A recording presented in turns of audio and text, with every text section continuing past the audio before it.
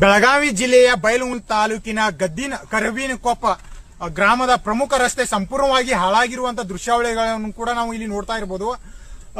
ಈ ರಸ್ತೆ ಹೇಗಿದೆ ಅಂದ್ರೆ, ಒಂದು ಕಡೆ ರಾಜ್ಯ ಹೆದ್ದಾರಿಯಿಂದ ರಾಷ್ಟ್ರೀಯ ಹೆದ್ದಾರಿಗೆ ಸಂಪರ್ಕ ಕಲ್ಪಿಸುವಂತ ಈ ರಸ್ತೆಯ ಪಕ್ಕದಲ್ಲಿ ಅಕ್ಕಪಕ್ಕದಲ್ಲಿ ಸಾಕಷ್ಟು ಗುಂಡಿಗಳು ಕೂಡ ಬಿದ್ದಿರುವಂತಹ ದೃಶ್ಯಾವಳಿಯನ್ನು ಕೂಡ ನಾವು ಇಲ್ಲಿ ನೋಡ್ತಾ ಇರಬಹುದು.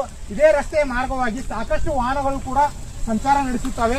ಒಂದು ಕಡೆ ಈ ರಸ್ತೆ ಸರಿಯಾಗಿ ಅಂದ್ರೆ ಮಧ್ಯಭಾಗದಲ್ಲಿ ಸರಿಯಾಗಿದ್ರೂ ಕೂಡ ಅಕ್ಕಪಕ್ಕದಲ್ಲಿ ಸಾಕಷ್ಟು ಗುಂಡಿಗಳು ಬಿದ್ದಿರುವಂತಹ ದೃಶ್ಯಾವಳಿಗಳನ್ನು ಕೂಡ ನಾವು ಇಲ್ಲಿ ನೋಡಬಹುದು. ಸಾಕಷ್ಟು ಇಲ್ಲಿ ಮಳೆ ಬೀಳುವುದರಿಂದ ಪಕ್ಕದಲ್ಲೇ ಇರುವಂತಹ ಗುಂಡಿಗಳಲ್ಲಿ ಸಾಕಷ್ಟು ನೀರು ತುಂಬಿಕೊಂಡಿದೆ.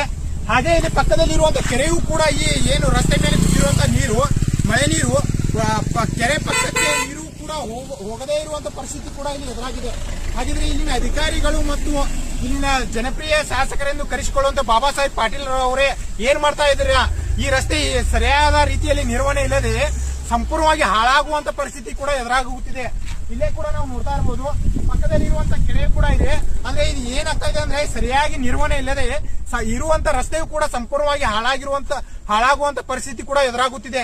ಇಲ್ಲೇ ನೀವು ನೋಡ್ತಾ ಇರಬಹುದು, ಏನಾದ್ರೂ ಎರಡು ಬದಿಯಲ್ಲಿ ಕೂಡ ಅಂದ್ರೆ ವಿರುದ್ಧ ದಿಕ್ಕಿನಲ್ಲಿ ಯಾವ್ದಾದ್ರು ವಾಹನಗಳು ಬಂದ್ರೆ ಪಕ್ಕದಲ್ಲಿ ಇರುವಂತ ಗುಂಡಿಗಳಿಗೆ ಇಳಿಸುವಂತ ಸಂದರ್ಭದಲ್ಲಿ ಸ್ಕಿಡ್ ಆಗಿ ಪಕ್ಕದಲ್ಲಿ ಇರುವಂತ ಕಾಲುವೆಗೂ ಕೂಡ ಹೋಗುವಂತ ಪರಿಸ್ಥಿತಿ ಕೂಡ ಎದುರಾಗಿದೆ.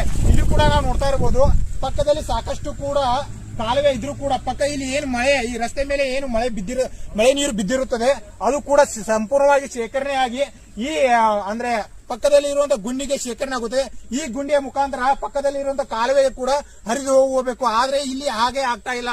ಯಾಕಂದ್ರೆ ಇಲ್ಲೇ ಮಳೆ ನೀರು ಬಿದ್ದ ತಕ್ಷಣವೇ ಪಕ್ಕದಲ್ಲಿ ಇರುವಂತಹ ಗುಂಡಿಗಳಿಗೆ ಶೇಖರಣೆ ಆಗ್ತಾ ಇದೆ. ಇದರಿಂದಾಗಿ ಸಾಕಷ್ಟು ವಾಹನಗಳು ಕೂಡ ಇಲ್ಲಿ ಪರದಾಡುವಂತ ಪರಿಸ್ಥಿತಿ ಕೂಡ ಎದುರಾಗಿದೆ.